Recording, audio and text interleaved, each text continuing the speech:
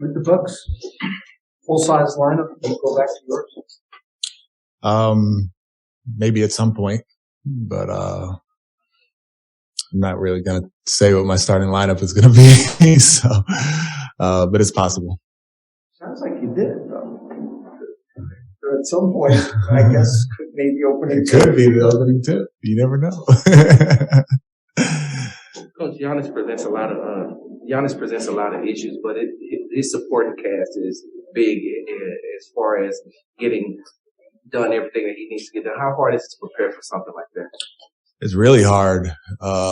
He puts so much pressure on your defense with his push and transition, his drives to the paint, and it's hard to guard him one-on-one. And when you commit that second defender, they have so much shooting on the floor that it really makes it tough. So it's up to us to make it look crowded and then close out like crazy to the shooters. And, that's why they're good. You know, they have a team that's built so well around his strengths. And, he's a tough one.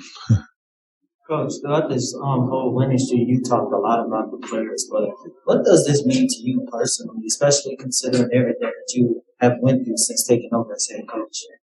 Yeah, it means a lot. It means a lot that the message is getting through. It means a lot that we knew that we were going to have to grow this year and improve this year, and we're doing that. We are growing and improving, and it's producing some wins, which is good which is good as a coach. So yeah, it's exciting. It's exciting to walk around town and people be like, "Good job, coach," you know, and, there were some times where I just decided to stay home and wouldn't have to deal with that. So, it's a good feeling.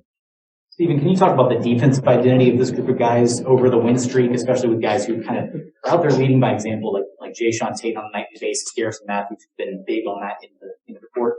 Yeah, our defense is so important because it keys our offense, it keys our breaks, it keys our pace up the floor, and having the ability to guard guys one-on-one is huge because, like I was talking about with Giannis, when you add that second defender, that help defender in, it really distorts your defense to where there's driving kicks, there's help and recover and that sort of thing. And to have Jayshawn, who for the most part can guard his guy, and Eric Gordon, who's the best in the league right now at guarding his guy, and Garrison being able to guard his guy, really limits the amount of help that we have to give. It keeps us body on body when it comes to rebounds, and it limits like our closeouts to the great shooters. So the more we can do that, the better. I know you're coaching these guys to do what they do, but is there anything that's happened during this streak that's perhaps surprised you in some kind of way? I wouldn't say it surprised me. I guess the surprising thing would be more about our consistency over this stretch. We were so kind of up and down prior to the stretch, and we'd have a good game and then we'd have a bad game, and we'd be really close and then we'd not really be so close, and we'd have those moments where we would falter at the end of the games where we maybe have a chance. And it's kind of all come together in this streak where we've been super, super consistent. And that is not necessarily surprising, but it is gratifying as a coach when you see the group gain confidence over this stretch because they're doing what they're supposed to do. How do you approach tonight? How do you tell the team to approach tonight and just the task ahead of you? And how are they, emotionally in terms of this is one of your toughest, obviously, challenges? Yeah, it's a good challenge for us. It's a chance for us to continue to concentrate on ourselves and, meet the challenges as they come. So, yeah, this is a really good team we're playing tonight, and we're playing well, and we're pretty confident in how we've been doing things. But we know that we have to do things the right way all the time, regardless of who we're playing. So it kind of takes a little bit of the pressure off because it makes it to where it's more about us and not about our opponents as much. In terms of defending Giannis, it seems like teams oscillate between using a big or a bigger wing. Have you decided which way you want to go with that tonight? Yeah. Yeah. I have. You mind telling us? No, I'm not I don't want to get into that. I just have a thing. I don't know if working for Rick Carlisle, has made me into the person who doesn't want to give away too much pregame. Like I'm super open, but when it comes to like strategy stuff, pregame especially, I just have a thing about it. I apologize for that. Coach, ask you a question about Alfred. He seems to kind of lift any lineup he's in, but are there any specific players or pairings you like having him with on the floor? Yeah. I like DJ and Alpy in there together. I like when Eric was starting, and then I would try to get him out early so then he could go back in with that group.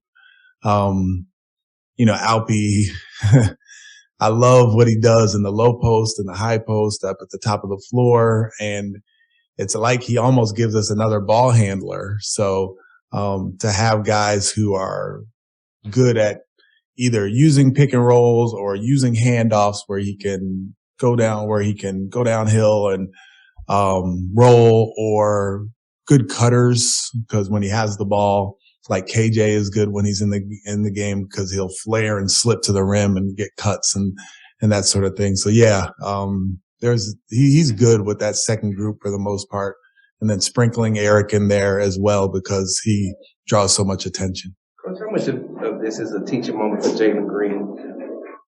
By him being able to be on the sideline and watch the game from a different perspective? Yeah, I mean, every moment for Jalen Green is a teaching moment, whether he's on the floor or off the floor. Him sitting through our walkthrough today, watching the film of what we're going to be doing against Milwaukee.